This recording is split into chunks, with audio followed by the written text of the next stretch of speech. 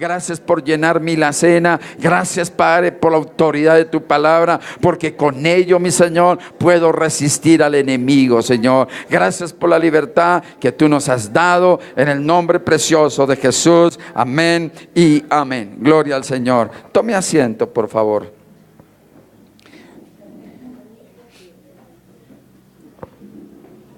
¿Por qué tomo el Salmo número 1? Porque el salmista está reafirmando algo y está diciendo: bienaventurado aquel que conoce de Cristo, bienaventurado aquel que se sostiene en Cristo. Mire, esto de querer conocer, el querer aprender, esto de lo que usted está haciendo, por lo menos al venir el día de hoy, pues obviamente uno en la mitad de la semana, el cansancio, mañana hay que madrugar, hay que alistar, seguro usted, mamita, el almuerzo, organizar muchas cosas, pero dejarlo por conocer de Dios. Yo le animo que no sea una motivación, no sea una emoción, sino sea un sentir del Espíritu que usted quiera conocer realmente, porque sabe que la emoción se acaba. Termina la emoción. Y lo que vamos a ver acerca de Apocalipsis, muchas cosas son fuertes. Son fuertes en el sentido de que si yo no estoy plantado, como dice aquí, como junto a corrientes de agua, seguramente muchas cosas me van a inquietar. Pero esto no puede ser una emoción, sino puede ser realmente una posición, para entender una posición en cual yo estoy en Cristo Jesús. Una posición en la cual yo pueda entender perfectamente cuál es realmente mi posición en Cristo, en medio de las tribulaciones, en medio de las dificultades que diariamente nosotros tenemos. Por eso le digo, no puede ser una emoción, porque hoy puedo venir y mañana no, y al fin de cuentas pues ya me quedé de esto. No, sino que al contrario, a medida que vamos avanzando podamos entender perfectamente mi posición en Cristo Jesús. Y entonces dice el salmista aquí en el versículo número 2, dice: sino que en la ley del Señor es su palabra. Entonces me mantengo en su palabra, soy fiel a su palabra y camino en su palabra. Ahora vamos a conocer muchas cosas acerca de ello. Veíamos el miércoles pasado que para hablar de Apocalipsis, cuando se habla de Apocalipsis es que aún muchas personas utilizan ese término como el fin, el caos, ya no hay salida, ¿cierto? Pero para nosotros, los que estamos en Cristo Jesús, tenemos claro un concepto: es que el libro de Apocalipsis me está dando la esperanza, me está dando la victoria, me está dando el fin de lo que estamos haciendo o preparándonos como iglesia. Entonces tengo que involucrarlo a usted perfectamente en ese conocimiento de que solamente me reafirmo en la palabra, me reafirmo realmente en lo que yo estoy. Entonces vamos a ver acerca de Apocalipsis capítulo número 1, vamos para allá por favor, y en el versículo número 1, hoy no entro todavía en tema porque tengo que darle alguna información acerca del libro para poder nosotros compenetrar. Dice: la revelación de Jesucristo que Dios le dio para manifestar a sus siervos las cosas que deben suceder, tenga en cuenta eso, que deben suceder pronto, y la declaró enviándola por medio de su ángel a su siervo Juan. Entonces, ¿cómo habló Dios? Dios habló por medio de ¿qué? De los ángeles. Dios habla por medio del ángel. Ya nosotros perfectamente entendemos hoy día que Dios ya no habla por medio de los ángeles. Dios nos habla por medio del Hijo.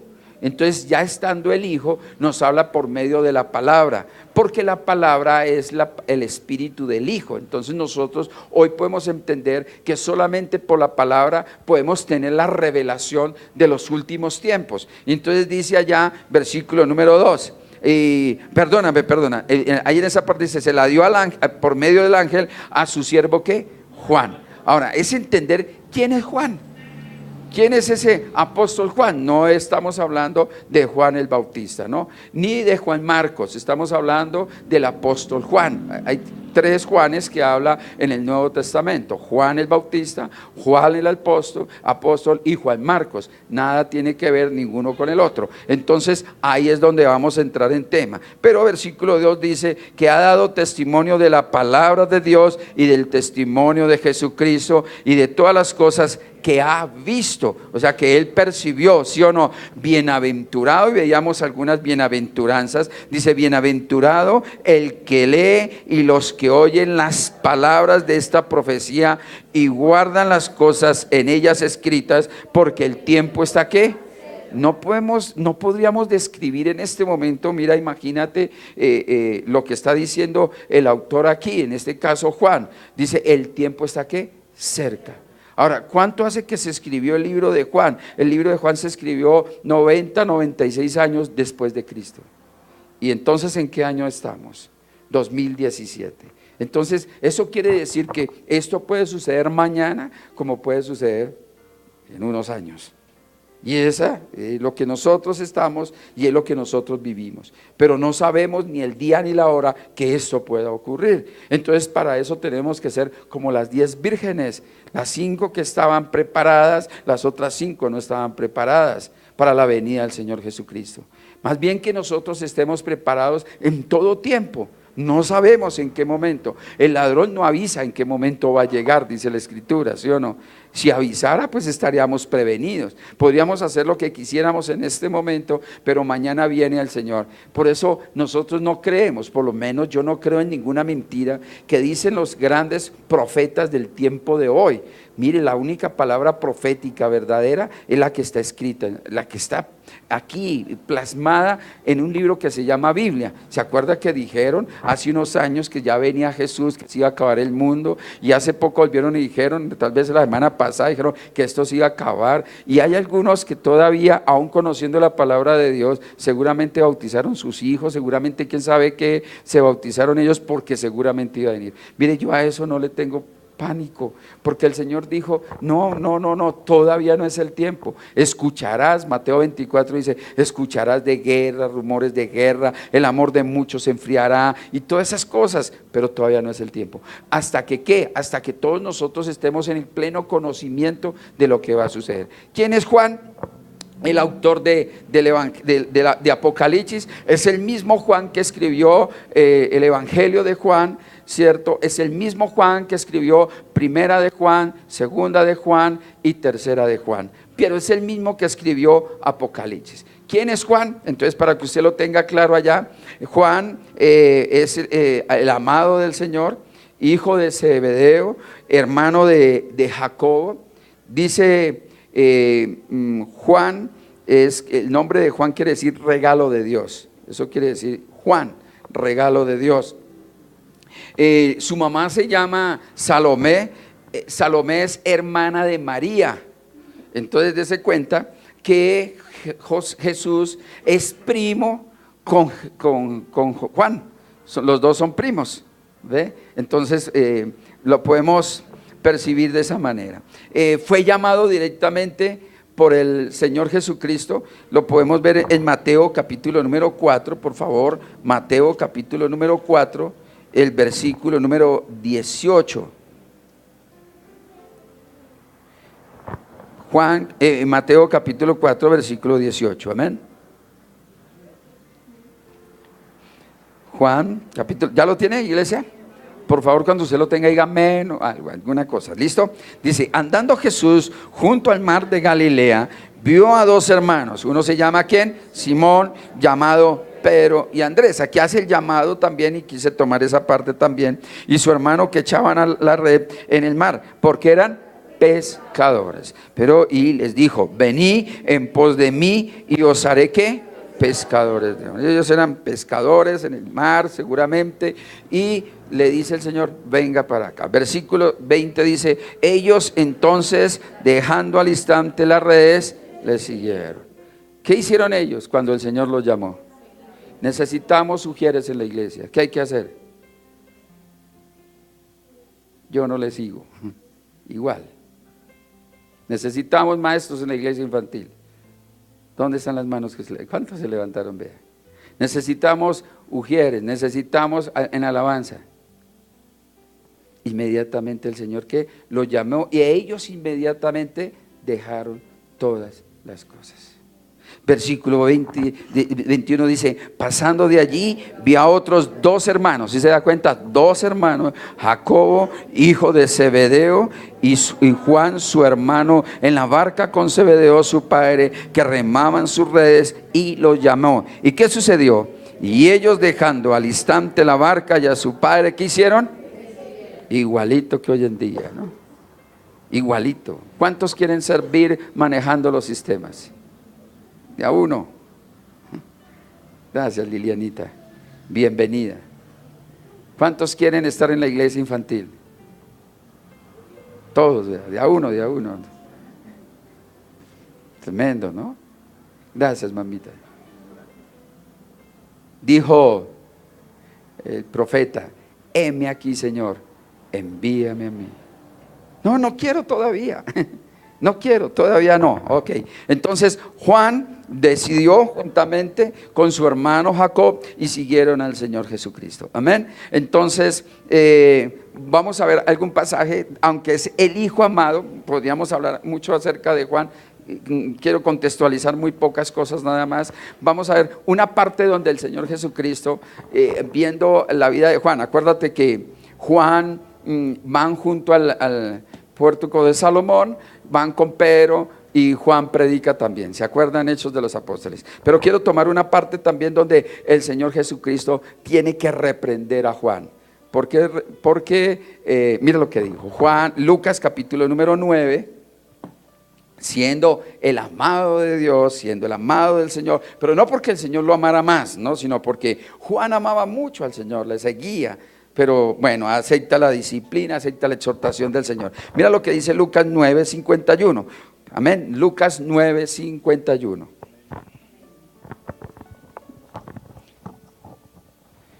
El domingo me pasó algo curioso. Los que no supieron, el domingo empecé a hablar por el agua, ¿no?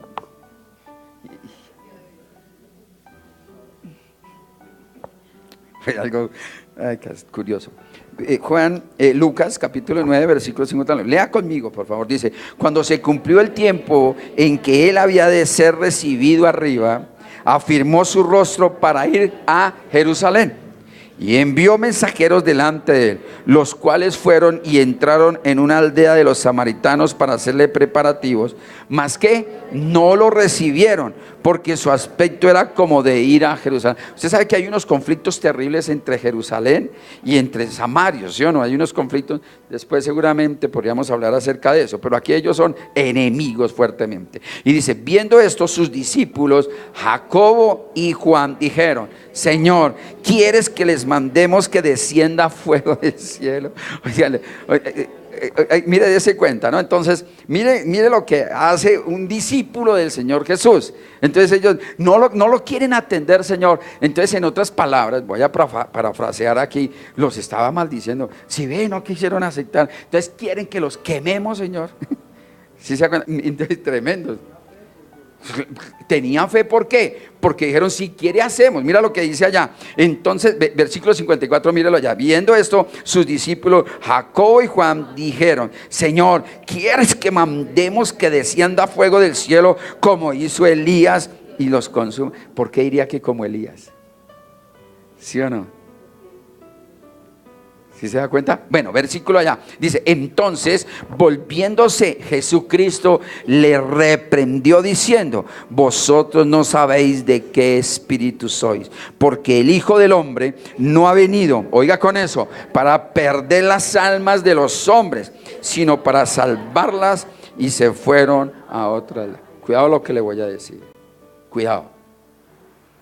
Dios, a usted y a mí, nos dio un privilegio, fue colocarnos una persona al lado nuestro, llámese compañero de trabajo, llámese compañero en el lugar de vivienda, llámese donde quiera, amigo o familiar.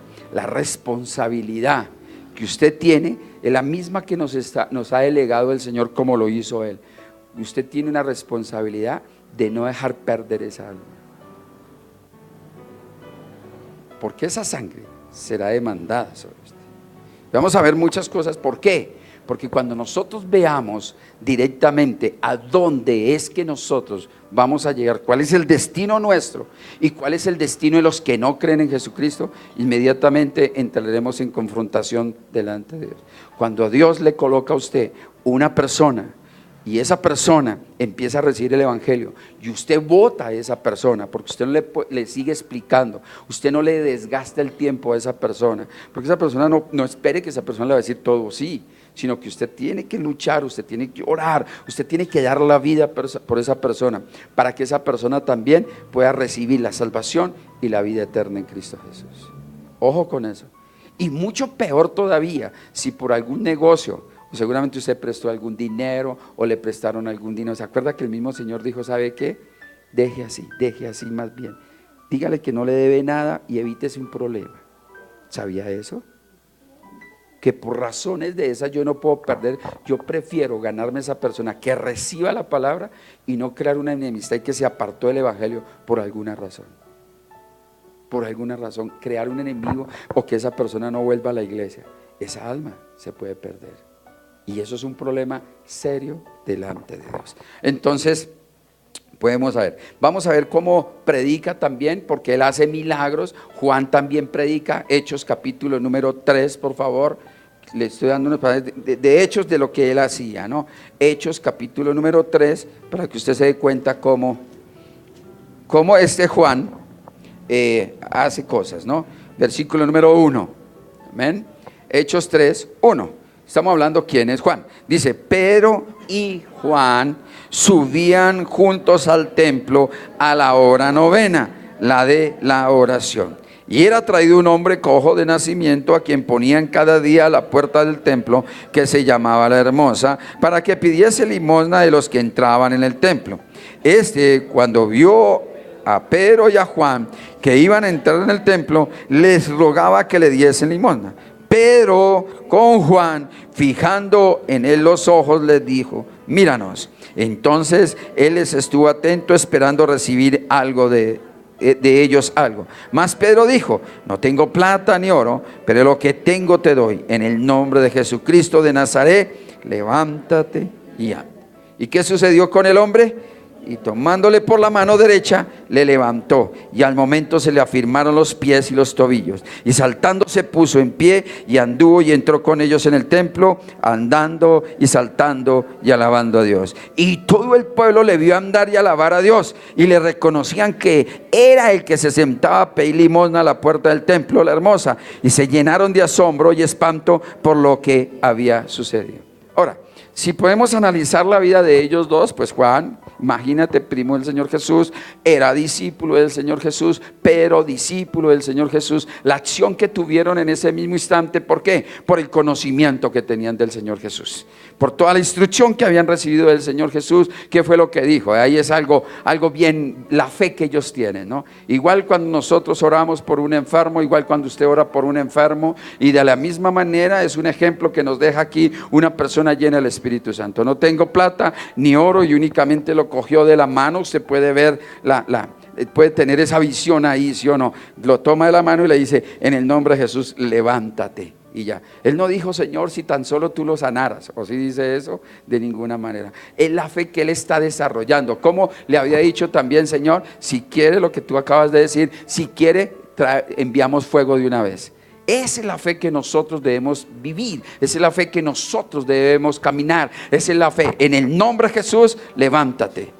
¿Por qué? Porque yo he tenido una comunión, estoy lleno del Dios del cielo, estoy lleno de la sabiduría de Dios, estoy lleno del poder del Espíritu Santo, tengo los dones del Espíritu Santo, sé entonces cómo debo actuar en el momento, hablando del apóstol Juan. Entonces Juan es el apóstol primo del Señor Jesucristo, y ya puede ver. Lugar donde se desarrolla en la isla de Patmos. La isla de Patmos es el lugar donde fue desterrado, fue exiliado, obviamente por Domiciano, el emperador de ese momento. ¿Por qué? Porque en ese momento quería que se le rindiera culto a él, a Domiciano, y entonces ellos son cristianos, obviamente pues van a ser exiliados, van a ser ¿qué? Desterrados de ese lugar. Fue llevado a una isla de Patmos y allí lo encerraron. Parece que Juan tiene más o menos como 90 años de edad, entonces pobre anciano ya. Y seguramente el trato que le dieron no fue un buen trato, ¿no? Puede ser bien fuerte, porque la situación de las cárceles en ese entonces, y más con los cristianos, era bien terrible. Las cárceles parece que eran césped y los amarraban con unas cadenas, con unos grillos, los tenían ahí en esa celda, y ahí paré de contar la situación. Imagínate ese anciano en esa situación, ¿cierto? Terminó su vida, pero terminó su vida. Entonces, ¿cuánto tiempo duró Juan con el Señor Jesús? Toda su vida, toda su vida. Ahora, la Biblia no me registra qué edad Jesús lo llamó, ¿no? No registra la edad, y sería pues decir una mentira. Pero yo pienso, diga 20 años, 30 años, qué sé yo. O sea que él estuvo conociendo del Señor Jesús, o seguramente predicando del Señor Jesús, tal vez unos 60, 70 años, todo el tiempo, ¿no? ¿Cuántos años lleva usted en el Evangelio? ¿Cuántos años tenemos nosotros, no? El significado del Apocalipsis, ya hemos visto la vez pasada, es quitar el velo, correr el velo. También se puede llamar la revelación de Jesucristo. Corre esa parte de la revelación. ¿Por qué? Porque no solamente era para el pueblo de Israel, sino también es para los gentiles. Acuérdese usted que hubo una fuerte situación entre lo que sucedió con Pablo y Pedro, porque pensaban que solamente la salvación, Pedro pensaba que solamente la gracia era para los judíos, pero realmente la salvación es para tanto judíos, para gentiles, y nosotros somos esos gentiles, que ya nosotros por la sangre de Cristo, pues nosotros tenemos esa herencia juntamente con Cristo. Jesucristo es el juez, es el alfa, el omega, el principio y el fin, el cordero ante el trono, el león de la tribu de Judá, el rey de reyes, y eso lo menciona el mismo apóstol Juan en el versículo número 4 de Apocalipsis. Mire por allá, por favor, Juan capítulo 1 desde el versículo número 4. Entonces, es decir, es la revelación de quién es Dios, de quién es Jesús, que le da la revelación. Entonces, ten en cuenta esa parte, es la revelación que Dios le da al pueblo de Israel, y también la revelación que le da a los gentiles, en este caso a nosotros, de quién es ese Dios. Y usted lo mira ya en el versículo 4, como dice: Juan a las 7 iglesias que están en Asia, gracia y paz a vosotros del que es y que era. Si me ayudan a leer, les agradezco. Y el que ha de venir, y de los 7 espíritus que están delante de su trono, y de Jesucristo, el testigo fiel, el primogénito de los muertos y el soberano de los reyes de la tierra, al que nos amó y nos lavó de nuestros pecados con su sangre, y nos hizo ¿qué? Reyes y sacerdotes. ¿Para quién? Para Dios su Padre. A Él sea la gloria, el imperio por los siglos de los siglos. Amén. Y he aquí que viene con las nubes. Oiga con esa parte, ojo con esa expresión, que viene con las nubes, y todo ojo le verá, y los que le traspasaron, y todos los linajes de la tierra harán lamentación por él. Sí y amén. Yo soy el alfa, el omega, el principio y el fin. ¿Dice quién? El Señor, el que es, el que era y el que ha de venir, el Todopoderoso. Jesús vuelve otra vez. Esa es la fe de la iglesia, y ese es el contexto apocalíptico. Esa es la revelación que Él nos está dando. Jesús viene por segunda vez. Jesús viene por segunda vez. Y usted tiene que tener el concepto claro apocalíptico. Y nosotros estudiamos toda la Biblia y nos preparamos cada domingo, y nos preparamos cada mañana en la oración para mantenernos, para no caer en la tentación de apartarnos de Él. En el Padre Nuestro orábamos y decía: Padre, no me dejes caer en la tentación. Quiere decir, no me suelte de tu mano a pesar de mi debilidad. Porque Él está diciendo en el Salmo número 1, bienaventurado aquel que se mantiene firme, y dice que da fruto en su tiempo, porque la palabra lo mantiene. Entonces, aquí está hablando acerca de ¿por qué nosotros como iglesia nos preparamos? ¿Por qué la necesidad de estar escudriñando las Escrituras? ¿Por qué la necesidad de todos los días leer la palabra de Dios? Porque lo único que a usted y a mí me mantiene para el propósito marcado perfectamente por Dios, para la vida eterna y para el cumplimiento de su venida, es la palabra de Dios. No hay otra forma más. No hay otra forma más. Usted podrá decir, mire, yo prendo la televisión y veo las prédicas de Pepito Pérez. Eso no es así. Usted me podrá decir, mire, yo prendo la radio y escucho. Tampoco es así. Porque él dijo, escudriñe las escrituras. No dijo que escuche nada. Dijo, escudriñe las escrituras. Es que a mí me dicen, pastor, pero es que yo escucho tal y tal y tal. No, eso no es. Usted escucha eso para edificación. Y ojalá le sirva para edificación. Porque usted debe saber a quién escucha. Lo mismo cuando yo les digo a ustedes, usted quiere investigar algo, usted entra a Google y usted investiga, usted tiene que mirar la fuente de donde usted sacó eso.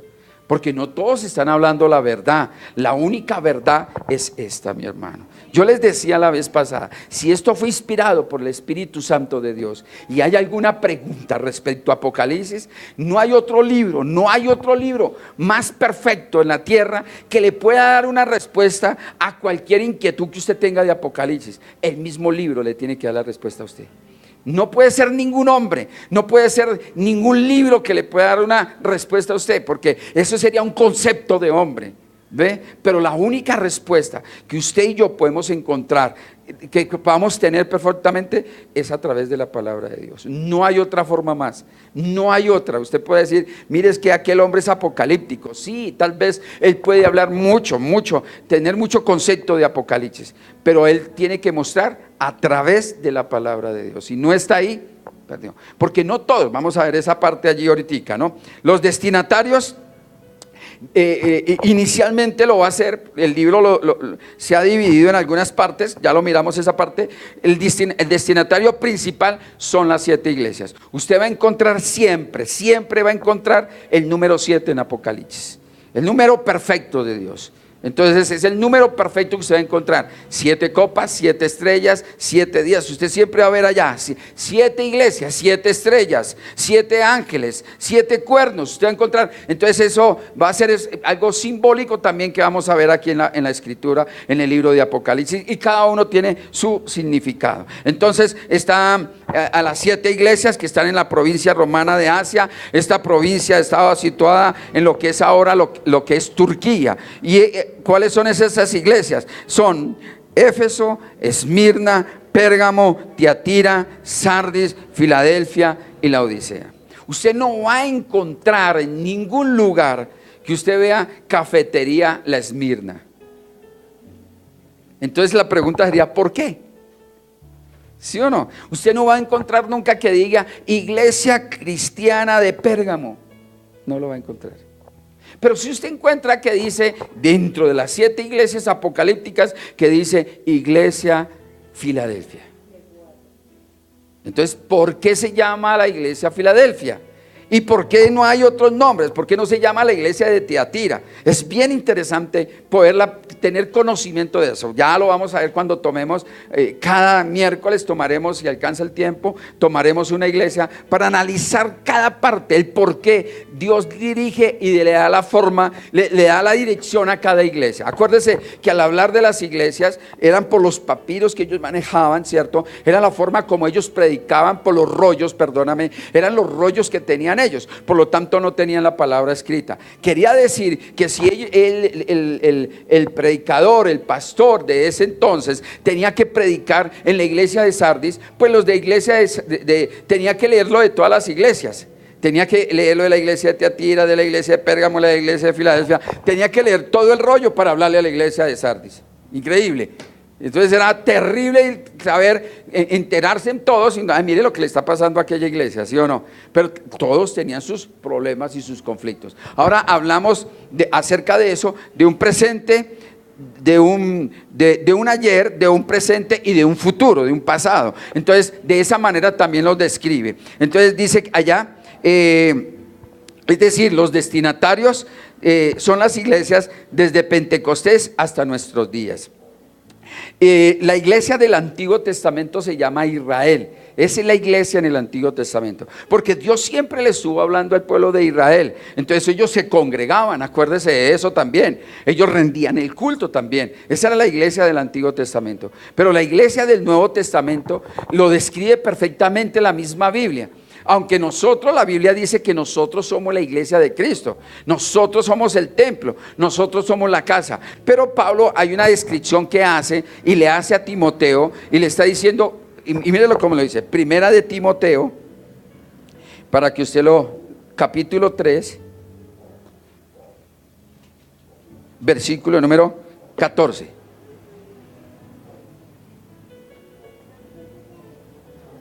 Por eso nosotros decimos, vamos a la iglesia.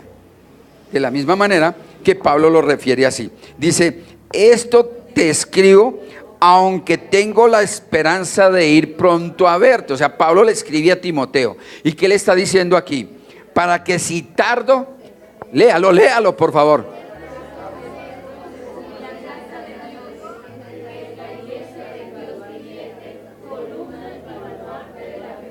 ¿Sí se da cuenta? Entonces Pablo le está diciendo a Timoteo, cuando él va a llegar a cierto lugar, le dice, ¿sabe qué, Timoteo? Yo le voy a escribir esta carta para que usted sepa cómo debe instruir y cómo deben comportarse. ¿En dónde? Dentro de la casa. Que es que la iglesia, que es el baluarte, está diciendo allá, para que si tardo sepas cómo debes conducirte en la casa de Dios. No está hablando en ese momento de él como persona, no está hablando de cada uno de los miembros de la iglesia, está hablando de qué. Por eso todo lo que hay aquí, todo lo que nosotros tenemos, está consagrado para él. Por eso todo, aunque las sillas, los parlantes, los micrófonos, todo es consagrado por él. ¿Por qué? Porque esta es la casa de Dios, y dice allá que es la iglesia ¿de quién? Del Dios viviente. Este es el lugar donde nosotros exaltamos el nombre de Dios. Aunque usted no lo crea, hay una palabra en el Antiguo Testamento, dice que si en este lugar invocáramos su nombre, y es que en este lugar nos ponemos de acuerdo 2 o 3, y dice cuando hay 2 o 3 reunidos, ¿en dónde? En su iglesia, ahí que Dios escucha. Por eso es tan importante la oración en la iglesia. Por eso es tan importante el ayuno dentro de la iglesia. Por eso es la convocatoria constante en las vigilias. Usted puede decir, yo oro a mi manera, pero aquí me está diciendo otra cosa. La Biblia dice otra cosa. La desimportancia que yo le doy cuando hay eventos dentro de la congregación, cuando hay súplicas dentro de la congregación. Entonces nosotros oramos con todo súplica. Hemos anhelado, hemos tratado más bien que antes de empezar el culto, y eso tenemos que llegar, que usted le sepa rendir el culto a mi Señor. No llegar y, bueno, llegó y se sentó. No, sino que al contrario, usted llegó y tomó la actitud porque usted está ¿dónde? En la casa de Dios. ¿Estamos, iglesia? Y es cuidar la casa de Dios. Que un día usted diga que nazca por el amor que usted tiene a la casa de Dios. Oiga, hoy voy a llevarle a mi Señor a la casa de Dios, voy a decorar la casa de mi Señor. ¿Usted no le pasa eso en su casa? Yo voy con mi esposa y vamos por ahí y veo un muñeco, veo algo para la mesa, o veo un trapero diferente, o vemos, ¿no?, una copa o algo, y uno dice, oiga, esto me sirve para tal lugar, esto está bonito para la sala. ¿A usted no le pasa eso? ¿Sí o no, iglesia? ¿Por qué para la casa de Dios no? Oiga, podríamos tener unos jarrones más grandes, podríamos tener unas lámparas mejores, podríamos tumbar eso, ¿no podría usted pensar también a la casa de mi Señor? No sé si Dios le está hablando, ¿no? Pero piense. Entonces estamos, ¿qué? Porque muchas veces ignoramos. Por eso muchas veces, ¿usted cuándo ha visto? Por eso dése cuenta, cuando nosotros estábamos en la religión, ¿usted cuándo ve que los niños molestan en un templo? ¿Cómo entraba usted cuando llegaba tarde a ese lugar? ¿Cómo entraba? ¿Sí o no? ¿Usted se dormía? Aunque, así escucha el eco, ¿no? Era peor, ¿no? Usted ni siquiera sabía lo que decían allá. Pero usted entraba aquí así. En un tiempo aún entraban con el velo y no sé, cosas más, ¿no? Porque en ese lugar, aún más, déjeme decirle, es tan sagrado ese lugar que al pasar usted por allá, cuando nosotros pasábamos, ¿qué hacíamos? ¿O no es así? Es el lugar, es la casa. Por eso nosotros vemos y muchas veces, obviamente nosotros venimos a la iglesia para que Dios nos prepare, Dios nos va exhortando. Es la casa de Dios. ¿En qué actitud yo le sirvo a mi Señor? Aún al estar parado, ¿no? No, yo hoy vengo. No, es que usted no venga, usted se preparó. Señor, me das el privilegio de poder atender tus hijos, de recibirlos, Señor. ¿Sí se da cuenta? Es que usted es por molestar, es que usted me la aplicó. No. ¿Con qué actitud yo le sirvo a mi Señor? Porque es su casa. Y este es el lugar donde los que no conocen de Dios, si es tan importante es en la casa de Dios, como levanto mis manos hacia Él, mi forma de venir, no es que quiera, este man tan cansón y legalista, quiere que todos vengamos encorbatados, no, quiere que no, pero es la casa de mi Señor. ¿Qué está diciendo allá? Mira lo que dice allá. Nuevamente repite ese versículo para que usted le quede bien grabado. Dice, para que si tardo sepas cómo debes conducirte en la casa de Dios, que es la iglesia del Dios viviente, columna y baluarte de la verdad. Yo por lo menos le digo sinceramente, yo no soy amigo del celular dentro de la iglesia. Para eso existe el papel, para eso está la Biblia. Porque uno a la verdad no sabe si está chateando o no, si realmente está viendo los pasajes o no. Bueno, nos cogemos a la tecnología y bueno, pues bien, está bien. Pero ¿qué diferencia es entre su celular y aquí la pantalla?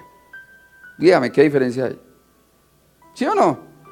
¿Está viendo? Más bien yo tengo que coger y mirar a ver qué es lo que dice aquí y comparar si es verdad. Oiga, sí, eso es así. Por eso ya inclusive en algunos lugares he visto, ¿sabe qué? Por favor, dentro de este recinto o iglesia no se permite el uso del celular, porque usted está en la casa de Dios. ¿Está qué? Mire, hoy fui a visitar una familia y bueno, sonó el celular y estábamos hablando en esa casa y sonó el celular y yo no me atreví. Y miré así y el Señor me dijo, no, tranquilo, atienda. No se preocupe, estamos hablando, volverán a llamar. Pero yo veo diferente en la iglesia, ¿no? Hay tanto irrespeto a mi Señor que suena el teléfono y ahí mismo corremos para afuera a ver quién es. Pues reciba la exhortación también, mi hermano, porque nos estamos ¿qué? Edificando.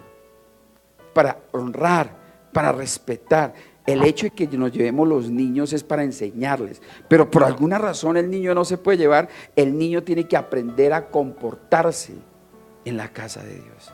Y nosotros también, eso dice el apóstol Pablo aquí, le dice, ¿cómo debe qué? Conducirte en la casa de Dios. Los espacios, el no comer dentro del templo, muchas cosas que nosotros podríamos manejar porque es la casa de Dios, es el templo de Dios. Yo no sé si usted cuando entra, y yo lo he logrado experimentar, cuando nosotros entramos, digamos el miércoles, faltando un cuarto para los que tienen la oportunidad de llegar temprano, y uno ya empieza a encontrar un estado, un ambiente espiritual, y se sienta uno y empieza a orar y es tocado por el Espíritu, a gran diferencia de llegar corriendo uno a las 7, y no, como que uno anda, ya empezaron, ya se pasó todo. Por eso yo debo venir a la casa de Dios, ¿qué? Preparado, mi espíritu tiene que estar preparado, tiene que estar dispuesto. Eso es lo que está hablando la iglesia del Nuevo Testamento. Y siguiente versículo dice, e indiscutiblemente, ahora sí lo aclara él, indiscutiblemente, grande es el misterio de la piedad. Mira, es el versículo que amo en toda la Biblia. Es el versículo que me da vida a mí.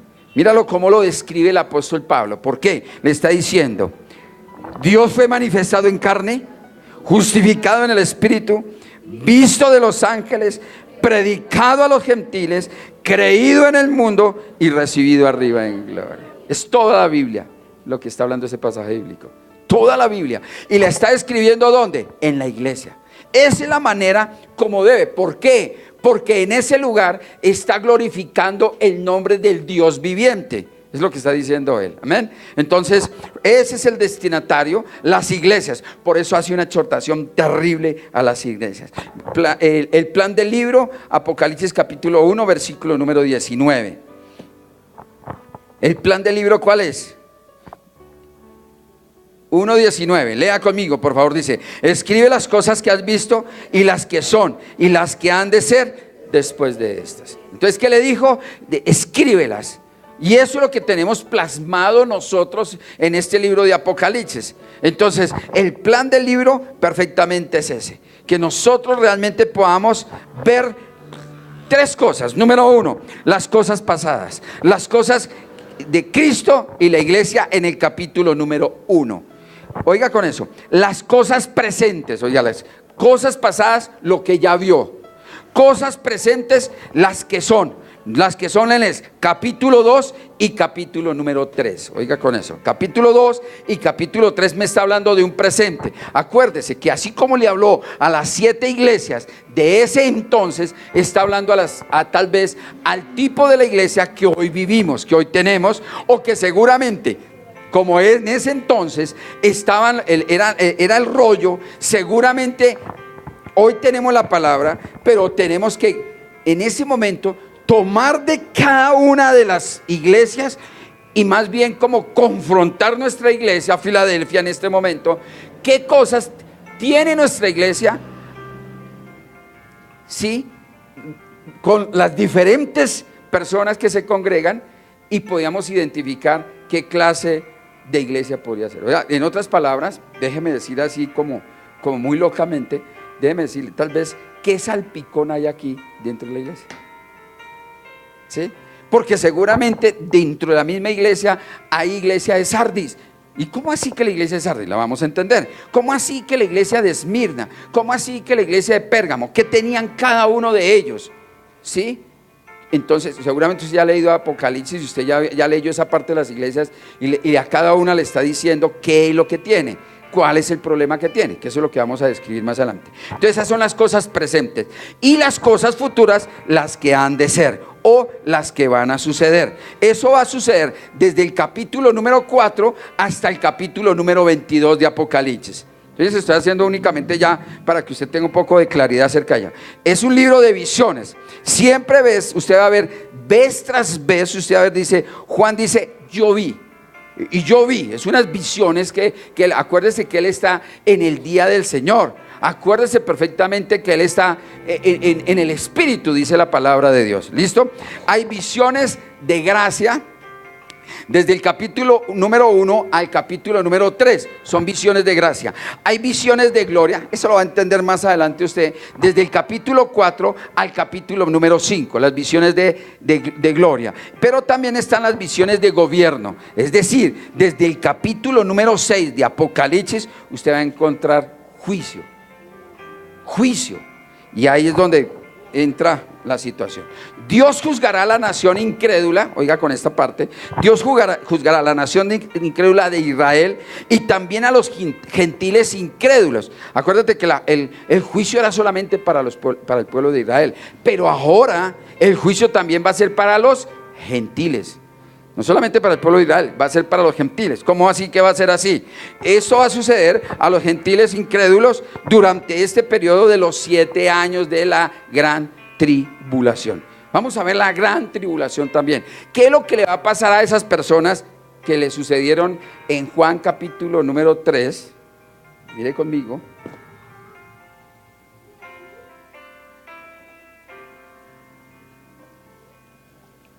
Versículo número 16.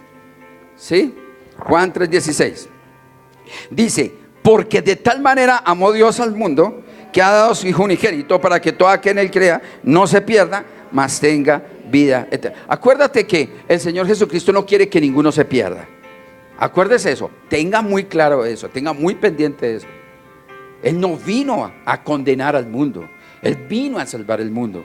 Y la única forma es que, mira lo que está diciendo, porque no envió Dios a su Hijo al mundo para condenar al mundo, sino para que el mundo sea ¿qué? Salvo. ¿Por quién? Por el Señor Jesucristo. Aquí no estoy hablando de predestinación, unos van a ser salvos y otros no. Aquí todo el que quiera creer en el Señor Jesucristo va a ser salvo. la condición de la salvación perfectamente es creer en el Señor Jesucristo. Versículo siguiente dice: el que en Él cree, oiga con eso, no es condenado. Ojo con eso cuando yo le hablo, cuando yo le hablo no, cuando la Biblia habla de condenado. Cuando habla de condenado, habla de gran tribulación. Entonces, ojo con ese concepto, que es la gran tribulación. Entonces, el destapar de los 7 sellos, las 7 copas de la ira de Dios, las 7...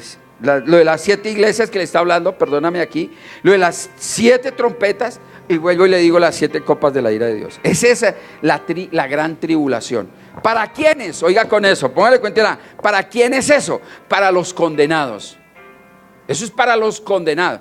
¿Quiénes son los condenados? Vea la cantidad. Dice, versículo 18: el que en Él cree no es condenado. O sea, ¿quiénes serían los condenados? Los que no creen en el Señor Jesucristo. Ah, pero todo mundo cree en el Señor Jesucristo. No, porque no hay sino un solo Dios.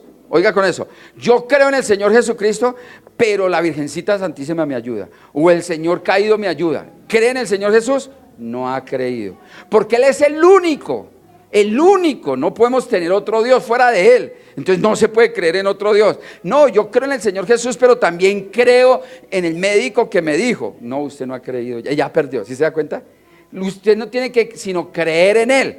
O nosotros tenemos que creer en Él. Dice, en el que en Él cree no es condenado, pero el que no cree ya ha sido condenado, porque no ha creído en el nombre del unigénito Hijo de Dios. Y versículo siguiente que dice: y esta es la condenación, que la luz vino al mundo y los hombres amaron más las tinieblas que la luz, porque sus obras eran malas. Entonces, dése cuenta lo que leíamos en el Salmo número 1. Bienaventurado el hombre que no anda en malos caminos, ¿sí o no? Pero también estamos viendo aquí en Apocalipsis la oscuridad para ellos, porque la luz vino al mundo de tinieblas. Este es el caos, pero solamente la luz, que es Jesucristo, y recibimos esa luz, hay una transformación en nosotros, por lo tanto no somos condenados. Entonces ya sabe, una persona que rechaza el Evangelio de Jesucristo, que rechaza servir al Señor Jesucristo, porque la manifestación de creerle al Señor Jesucristo es servirle. Eso es una manifestación que le creyó. No, yo le creo y me quedé aquí y no hice nada. No, una manifestación de que usted ama es que usted sirve. ¿O no es así? Yo te amo, pero muérase quieta, no hace nada. No, eso no es así. Bueno, seguimos leyendo allá. Porque todo aquel que hace lo malo, ¿está leyendo conmigo? Aborrece la luz y no viene a la luz. La luz no viene perdóname, aborrece la luz y no viene a la luz, para que sus obras no sean reprendidas. Mas el que practica la verdad, ¿quién es la verdad? Jesús, viene a la luz para que sea manifiesto que sus obras. Lea conmigo Juan capítulo 5, versículo número 24. Ahí adelantico. Sí, pasa la hojita, dice, lea conmigo: de cierto os digo, el que oye mi palabra y cree al que me envió, tiene vida eterna y no vendrá ¿qué? A condenación. Entonces la única manera es tener y no ir a la condenación es por la palabra. Yo soy cristiano, ¿lee la Biblia? No, condenado. ¿Sí? ¿Está entendiendo? Porque la única manera que se mantiene en la vida es por la palabra de Dios. Mira que lo está diciendo ahí, lo está diciendo la Escritura. Entonces, mire Juan 3:36, ahí el mismo 3:36 que dice: el que cree en el Hijo tiene vida eterna, mas el que rehúsa creer en el Hijo no verá la vida, sino que ¿qué? La gran tribulación vendrá sobre él. Le estoy parafraseando, ¿sí me entiende? El apocalipsis vendrá ¿a quién? ¿Sí, iglesia? Sí, estamos. Entonces, ¿qué le va a venir a él? Por no creer en la palabra. Por no creer, porque es que el Evangelio se convirtió en plata, en emociones, en cosas de este mundo.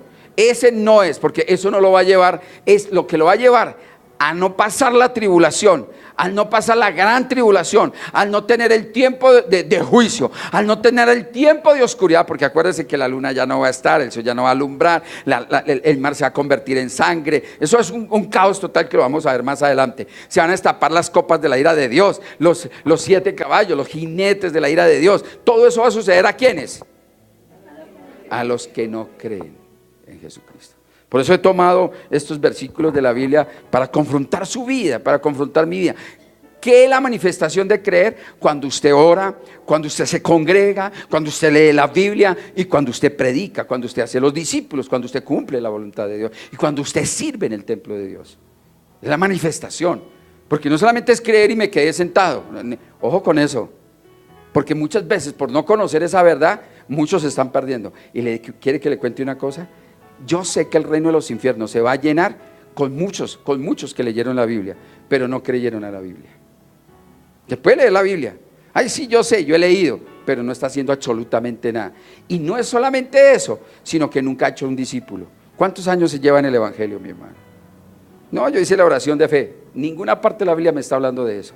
En ninguna parte me dice que esa es la garantía para usted ser salvo. La garantía de la salvación es que usted creyó en Jesucristo. Y cuando usted cree en el Señor Jesucristo, usted hace la obra del Señor Jesucristo. Amén, iglesia.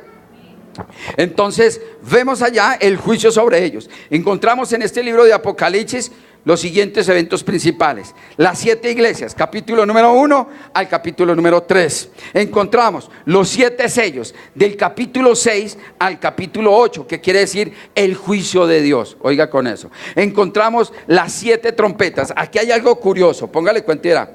Cuando hablamos de los sellos, al capítulo 6, mire y verá, capítulo 6, usted ve allá los sellos, ¿sí? Está en el capítulo 6, ahí dice los sellos, pero como son 7 sellos, ese es un paréntesis que hace aquí el apóstol Juan, y seguramente lo vamos a entender cuando lleguemos allá, porque hace referencia en el capítulo 7 de los 144,000, pero en el capítulo número 8, usted vaya para allá, en el capítulo número 8 se destapa el otro sello. ¿Sí? O sea que deja entre el capítulo 6, deja un lapso en el capítulo 7 para mostrar los 144,000 sellados, pero vuelve y destapa el otro sello, quita el otro sello en el capítulo número 8. ¿Sí? ¿Estamos? Para que usted tenga ahí ese más o menos. Y la copa, las 7 copas de la ira de Dios están a partir del capítulo número 16. ¿Qué es a partir de eso? El juicio de Dios.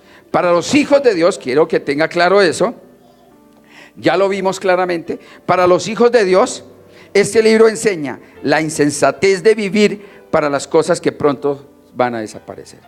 La iglesia de hoy en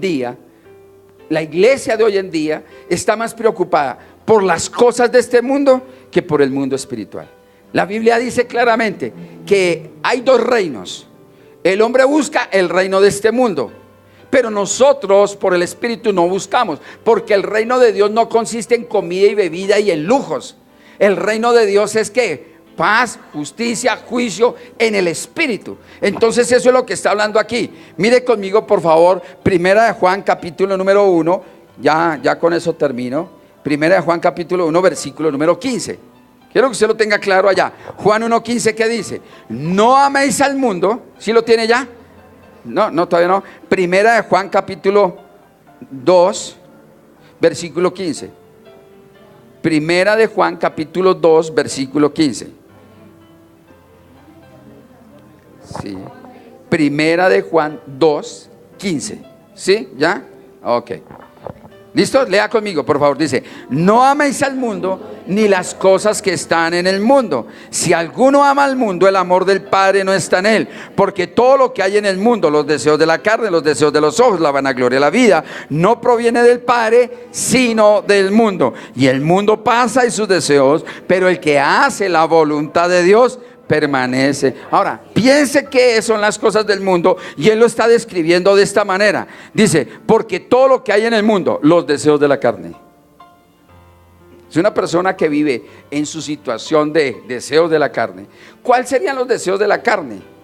Entonces usted mira ya, anote allá que usted ya esta noche va a llegar a leer los Gálatas capítulo número 5, está hablando todo, desde el 19 está hablando todo eso, los deseos de la carne. Colosenses capítulo número 4 le está hablando también acerca de eso, ¿no? Efesios capítulo 5 está hablando acerca de eso, ¿no? Los deseos de la carne, ¿no? Todos los deseos que usted tenga por la carne. Aún más, el deseo de la carne podría ser: mejor yo no voy a recibir a prepararme porque tengo que ver cómo ganó Colombia. Para que sepan, ayer hubo clase común y corriente. Ya después por la noche vi y ganó. Ah, sí, chévere. Primero Dios, ¿no? Da la posición de primero Dios. Ok, yéndonos más extrema. Pero hablemos acerca de lo que dice aquí. No améis al mundo ni las cosas que están en el mundo. ¿Cuál es su prioridad entonces? Entonces está hablando acerca de todo lo que hay en el mundo, los deseos de la carne, los deseos de los ojos y la vanagloria. Usted puede mirar en otros contextos, en otras Biblias, usted puede entender perfectamente. Y lo reafirma el apóstol Santiago, capítulo número 4, versículo número 4. Mire y verá, por favor. Santiago 4:4.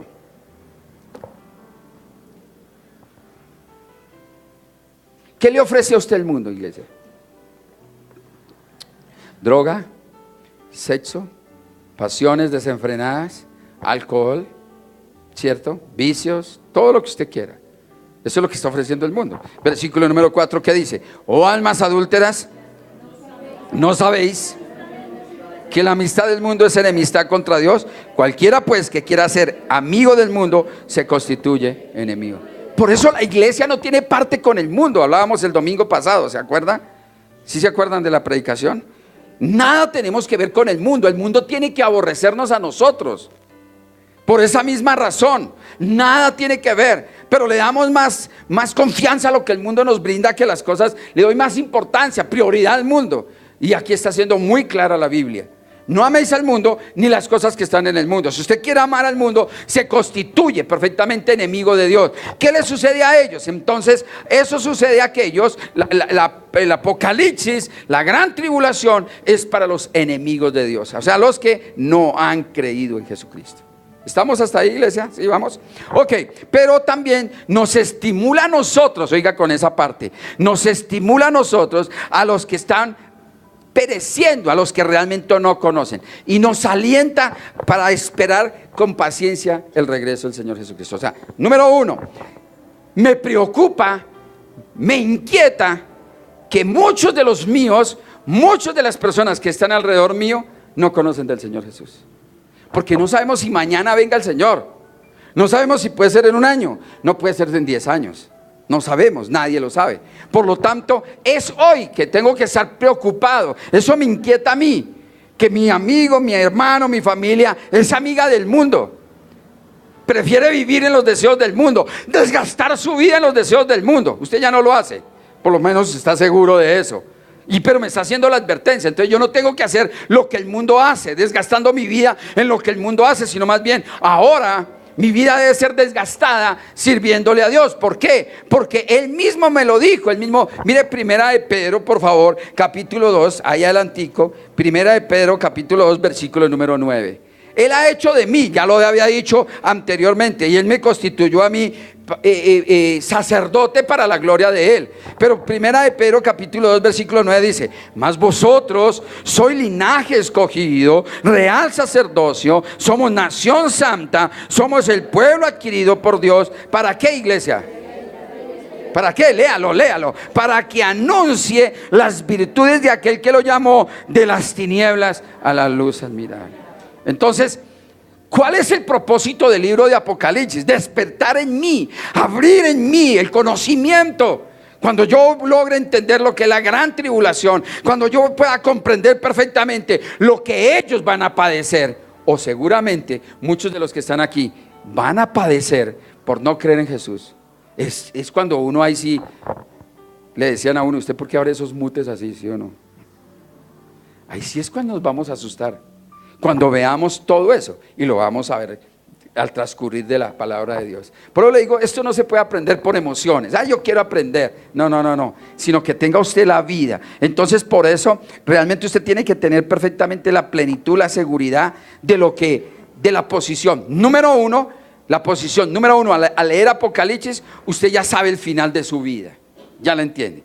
¿Cuál es el final de su vida? Uno, el reino de los infiernos, la tribulación. Seguramente el lugar que le corresponde. O número dos, el lugar que Cristo escogió para usted, el reino de los cielos. Y allá termina en el capítulo número 22. Mire conmigo, por favor, capítulo número 22. Mentira, capítulo 21, porque el 22 también me lo está escribiendo. Y dice 21, vi un cielo nuevo, 21:1, amén. ¿Qué dice? Lea conmigo. Vi un cielo nuevo y una tierra nueva, porque el primer cielo y la primera tierra pasaron y el mar ya no existía más. Y yo, Juan, vi que la santa ciudad, la nueva Jerusalén, descender del cielo de Dios, dispuesta como una esposa ataviada para su marido. Y oí una gran voz del cielo que decía: he aquí el tabernáculo de Dios con los hombres, y Él morará con ellos, y ellos serán su pueblo, y Dios, ¿qué dice allá? Ya no hay pastores, ya no hay Espíritu Santo. Es el mismo Dios que lo va a usted a ministrar, a guiar. Es el mismo Dios que va a estar con usted. Ese es el lugar. Pero siga leyendo conmigo. Enjugará Dios toda lágrima de los ojos de ellos, y ya no habrá muerte, ni habrá más llanto, ni clamor, ni dolor, porque las primeras cosas. ¿Para quién es eso? Para los que ¿qué? Yo diría para los que creímos. ¿Sí o no? Eso, mire, sigue diciendo allá, leyendo allá. Y el que está sentado en el trono dijo: he aquí, yo hago nuevas todas las cosas. Y me dijo: escribe, porque ¿qué? Porque estas palabras son ¿qué? Fieles, son ciertas, son verdaderas. Versículo 6 que dice: y me dijo: hecho está, yo soy el alfa y el omega, el principio y el fin. El que tuviere sed, yo le daré gratuitamente de la fuente del agua de vida. Versículo 7: el que venciere heredará todas las cosas, y yo seré su Dios, y él será ¿qué? Mi hijo. ¿Por qué dice el que venciere? ¿Es fácil tomarnos, sostenernos? ¿Es fácil? Usted va a tener una lucha constante. El mundo está ahí y usted está en el mundo, pero no somos del mundo. Usted escoge: o deja el mundo y se somete a Dios, o es tibio. Pero adelante dice: los tibios los vomitaré de mi boca. O está o no está en Cristo. ¿Por qué? Está diciendo allá el versículo número 8. Pero, léalo, pero, perdóname esa expresión cobarde. ¿Sabe qué quiere decir cobarde? Que usted no predica. ¿Sabía eso? El que no enseña, el que no hace discípulos, ese es el cobarde. No, pero yo me guardo, olvídese. O usted se levanta o se levanta. Aquí ya entra la confrontación apocalíptica. Usted quiere estar en la gran tribulación, quiere saborear la oscuridad, quiere saborear las tinieblas, quiere saborear las 7 copas de la ira de Dios, quiere saborear realmente el estallir de las 7 trompetas de la ira de Dios. Es que lo va a entender, ahorita no lo va a entender, pero cuando lo descubra, ¿qué es eso? Es la determinación de su vida. Por eso nadie predica Apocalipsis, ¿no? Porque es el pavor terrible. Pero mira lo que dice allá: pero los cobardes e incrédulos, los abominables y homicidas, los fornicarios, los hechiceros, los idólatras y todos los mentirosos tendrán su parte en el lago que arde en fuego y azufre, que es ¿qué? La muerte segunda. Póngase sobre sus pies, por favor. Y quiero que abra su Biblia. ¿Cuál es su posición en 2 Corintios, capítulo número 4? Póngase sobre sus pies, por favor. Versículo 17. 4:17. 2 Corintios 4:17.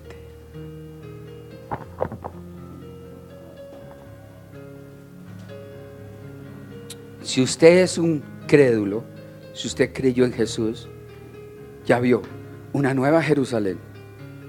Va a vivir usted. Calles de oro, capítulo 22, calles de oro, mar de cristal. Un árbol que da su fruto cada año. Él es su Dios, nosotros sus hijos. ¿Cuántos quieren vivir eso? Si no lo creen, si ellos no lo creen, ya sabe cuál es el lugar. Será el lago de fuego. Eso dice, es el lago de fuego. ¿Qué tengo que hacer yo? ¿Qué es lo que tienes que hacer? Porque ya no me puedo quedar aquí. Ya no. Versículo número 17 dice: de modo que si alguno está en Cristo, nueva criatura es. Dice, estamos en 2 Corintios capítulo 5, perdóname, 5:17. 5:17, dije 4:17, ¿sí? Ok. Los mentirosos no van al... Ay, Dios mío, perdóname. ¿sí? 5:17, amén. ¿Ya lo tienen así? De modo que si alguno está en Cristo, nueva criatura es. Las cosas viejas pasaron, he aquí, todas son hechas nuevas. Y todo esto proviene de Dios, quien nos reconcilió consigo mismo por Cristo y nos dio el ministerio de la... ¿Qué hizo Jesús entonces? O sea, me reconcilió con el Padre. Pero al reconciliarme con el Padre, ¿qué pide de mí? Según el versículo, ¿qué está pidiendo de usted? Lea, ¿qué está pidiendo él? Ya, mira, lo va a mirar de esta manera, dice: y todo eso proviene de Dios, quien nos reconcilió consigo mismo por medio de Cristo. Estamos reconciliados, ahora somos amigos de Cristo, ¿cierto? Y nos dio, nos entregó, le entregó a usted ¿qué? El ministerio, le dio también otra vez ese ministerio de la reconciliación. ¿Qué quiere decir con eso, iglesia? Que así como Cristo me reconcilió, ahora soy amigo de Cristo, soy amigo de mi Señor. Yo tengo que ir a buscar a otros para que sean reconciliados ante el Padre. ¿Usted lo está haciendo, iglesia? ¿Dónde está su vida delante de Dios? Muchos se están perdiendo porque tal vez usted y yo no les predicamos. Es que no es aleluya, amén. Es más allá. Somos sacerdotes del Dios del cielo. Sigue leyendo conmigo, versículo número 18. 19 dice que Dios estaba en Cristo reconciliando consigo al mundo, no tomándoles en cuenta a los hombres sus pecados. ¿Y qué dice ahí? ¿Qué dice? ¿Qué dice? ¿A quién se lo encargó? Diga, a mí. Ahí está diciendo, me lo encargó. Siguiente versículo que dice: así que ¿qué? Somos embajadores en el nombre de Cristo, como si Dios, oiga con eso, como si Dios rogase.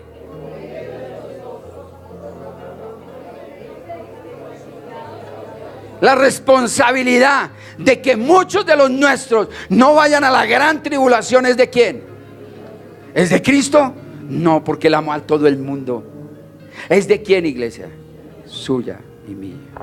Dios y Padre. Ayúdame, por favor, Dios. Ayúdame a no callar, Jesús. Ahora vamos a entrar a la etapa, Dios de los cielos, de ver, mi Señor bendito, todo el tiempo del juicio en Apocalipsis, Señor. Tal vez no lo hemos entendido, Dios de los cielos, porque seguramente no lo hemos visto, no lo hemos analizado, Señor. Pero yo te ruego, Señor, obra en mi vida, por favor, Señor. Ore por su espíritu. Dígale: Dios, dame, Señor bendito. Oh Dios de los cielos, mi Señor, yo te pido, ore por su espíritu, para que el espíritu tenga el poder, el espíritu tenga la autoridad, el espíritu tenga la gracia. Ore por su espíritu. Dígale: Señor amado, ayúdame, Espíritu Santo de Dios. Yo quiero enseñar, yo quiero predicar, yo quiero servirte, mi Señor. Yo quiero servir en tu templo, yo quiero ver manifestación tuya, mi Señor, de que he creído en ti, mi Señor. Úsame, dígale: Señor, úsame, en lugar, Dios de los cielos, mi Señor, de ser instrumento, Dios de los cielos, Señor. Obstrucción del diablo, entonces, mi Señor, sea perfectamente, Dios, un instrumento tuyo, mi Señor. Yo te ruego, empiece a orar, coloca a las personas, coloca la vida de su papá, de su mamá, de sus hermanos. Dígale: Dios de los cielos, yo te coloco la vida de estas personas, mi Señor. Te las entrego, Padre, para que tú obres en ellos, Dios. Dame, Señor, ese ministerio, Dios de los cielos, que yo pueda vivir por ese ministerio, mi Señor, de la reconciliación, Señor mío. Obra en mi vida, Señor. En cuanto a mí, Señor, sáname, Dios de los cielos, libérame, límpiame, para que yo pueda tomar ese ministerio, mi Señor, y pueda enseñar a otros, mi Señor, de lo que tú me estás enseñando, Padre, para que ellos no entren en esa condenación, Señor. Obra en mi vida, Dios de los cielos, que mi oración sea una constante, mi Señor, clamando por mi familia, clamando por los míos, mi Señor, para que sean también salvos por el nombre de Jesús de Nazaret. Ayúdame, Dios de los cielos. Obra en mi espíritu, Señor. Obra en mi espíritu, Espíritu, mi Padre amado, ayúdame a motivar a otras personas, Señor, a impulsarlas para que vengan y tomen estos conocimientos también, Señor. Ayúdanos, mi Señor, ayúdanos, Señor, a promover, Padre precioso, mi Señor, para aquellos que no han creído en ti, mi Señor, reciban estas enseñanzas también y tengan la vida eterna, Padre. Ayúdanos, Señor, provee sobre nosotros, Señor, todo lo que necesitamos, por favor, Dios, la sabiduría, el entendimiento, danos la provisión, Señor, quita el cansancio de nosotros, mi Señor, que no sea una emoción que hoy sí, mañana no, Señor, sino que sea un vivir, el conocer realmente, Señor, de la gran tribulación, de conocer del reino de los cielos, mi Señor. Obra en mi vida, Jesús, obra en nosotros, mi Señor, y gracias por el privilegio que tenemos, Padre bueno, de poder aprender tu palabra. Gracias, hablaba Freddy ahora al empezar, Señor, gracias por este lugar, por el tiempo que tú nos das, mi Señor, para aprender de la verdad del evangelio de nuestro Señor Jesucristo. Yo quiero orar, Padre, por aquella persona que trae los